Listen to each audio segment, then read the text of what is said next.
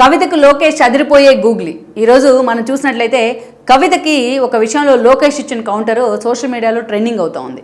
ఇక్కడ చూస్తే తెలంగాణ రక్షణ సేన పేరుతో తన తండ్రి నుంచి విడిపోయి కొత్త పార్టీ పెట్టుకున్నారు ఆవిడ. బట్ తన పార్టీ పెట్టుకుంటే ఒక పార్టీకి అధినేతకు ఉండాల్సిన లక్షణాలు ఒక్కటి కూడా ఆవిడలో లేవు. ఎప్పుడో మర్చిపోయిన తెలంగాణ ఉద్యమాన్ని మరోసారి తెర మీదకి తీసుకురావాలంటది. తాను ఏదైతే లిక్కర్ స్కామ్లో పిడికిలు బిగించి జై తెలంగాణ అని చెప్పి బయటకు వస్తే ఒక్కరు కూడా ఆ పార్టీ నేతలు కానీ ఆ ఫ్యామిలీ కానీ ఆ వెంట నడిచే ప్రయత్నం చేయాలి. ఆ పార్టీలో ఉంటే తనకి ఎగ్జిస్టెన్స్ లేదు అని చెప్పి తిహార్ జైలు నుంచి బయటకు వచ్చిన తర్వాత ఆ పార్టీలోంచి కూడా బయటకు వచ్చి ఈరోజు హరీష్ రావు దగ్గర నుంచి కేటీఆర్ దాకా వాళ్ళ తండ్రి దాకా అందరి మీద బురద పోస్తూనే ఉంది.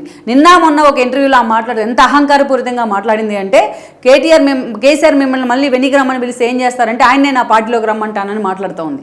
సరే ఇవన్నీ పక్కన పెడితే ఈరోజు ఆవిడ పవన్ కళ్యాణ్ని అంతే కార్నర్ చేస్తూ ఉంది. ఇడుపు కాగితం అనే సినిమా విషయంలో కూడా పవన్ కళ్యాణ్ అడగండి అర్థం చెప్తాడంటూ కూడా చాలా వ్యంగ్యంగా ఆయన వ్యక్తిగత జీవితాన్ని కూడా టార్గెట్ చేసి అభాస్ ఫాలో అవుతూ ఉంది ఈ రోజున. అదే సమయంలో ఈరోజు ఆవిడ తెలంగాణ సెంటిమెంట్ మరోసారి రెచ్చగొట్టడానికి ఎంత దూరమైనా వెళ్తానన్నట్టుగా ఉంది. తెలంగాణ ఉద్యమం సమయంలో అందరూ కూడా ఏదైతే మధ్యతరగతి వాళ్ళు అంతకన్నా మధ్యతరగతి దిగువ మధ్యతరగతి వాళ్ళు చనిపోయారు కానీ కవిత బిడ్డలకో లేకపోతే హరీష్ రావు బిడ్డలకో కేటీఆర్ బిడ్డలకో ఎక్కడ కూడా ఏం కాలే. సో అదే అంశాన్ని మరోసారి రెచ్చగొట్టే ప్రయత్నం చేస్తున్నారు ఆవిడ. ఎంతమంది చెప్తున్నా కూడా ఆవిడ వినిపించుకునే ప్రయత్నం చేయాలా, అసలు పూర్తిగా రాంగ్ ట్రాక్లో ఉన్నారు. ఈరోజు ఆవిడ ఏమంటా ఉన్నారు అంటే ఆంధ్ర వాళ్ళు ఇంకొకళ్ళు ఇక్కడికి వచ్చి జాబులు కావాలంటే మేము ఒప్పుకోం, వాళ్ళని తన్ని తరిమేస్తామంటా ఉన్నారు. దానికి లోకేష్ పర్ఫెక్ట్ కౌంటర్ ఇచ్చే ప్రయత్నం చేశారు ఈ రోజున. కవిత గారు మీరు ఒకటి తెలుసుకోండి, మీరు తెలంగాణ ఆంధ్రానా అన్న సెంటిమెంట్ మరోసారి రాజేసే ప్రయత్నం చేయకండి. బట్ ఇదే సమయంలో మేము ఆంధ్ర మాత్రం ఇలాంటి సరిహద్దులు గీయం, ప్రాంతీయ భేదాలు మేము సృష్టించం. ఆంధ్రాకి ఎవరు వచ్చినా, తెలంగాణ వాళ్ళు వచ్చినా ఇంకొకరు వచ్చినా దేశం నుంచి ఏ మూలల నుంచి వచ్చినా మేము హక్కును చేర్చుకుంటాం. మేము వాళ్ళకి అద్భుతమైన అవకాశాలు కల్పిస్తాం. ఆ అద్భుతమైన అవకాశాలకు ఇది గమ్యస్థానం కాబోతోంది ఏపీ. అంతేగాని మీలాగా ప్రాంతీయ విద్వేషాలు మేము రెచ్చగొట్టాం. ఇక్కడ ఒకటే హద్దు, మీలాగా ప్రాంతీయతలు పెట్టి ప్రాంతాలను విడగొట్టే ప్రయత్నం మేము చేయటం లేదు.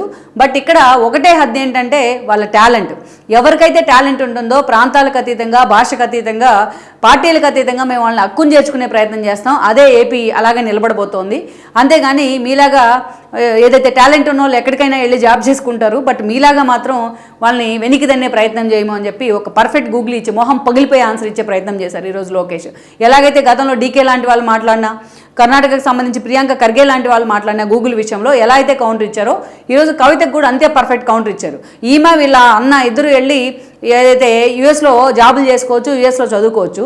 బట్ వీళ్ళు మాత్రం ఎవరు కూడా వచ్చి తెలంగాణలో జాబులు చేసుకోకూడదు, టాలెంట్ ఉన్న వాళ్ళు జాబులు చేయడానికి వస్తే కాళ్ళు ఎరగకూడదు, తన్ని తెరవేయమని చెప్తా ఉన్నారు. సో ఇలాంటి వాళ్ళు రాజకీయ పార్టీలతో తెర మీదకి వస్తే ఇలాంటి వాళ్ళు జనంలోకి ఒక ఫేస్ కావాలని చెప్పేసి ఏది పడితే అది మాట్లాడితే ఎక్కడికక్కడ తెలంగాణ ప్రజలు ఇలాంటి వాళ్ళని తిప్పికొట్టాల్సిన సందర్భం ఇది.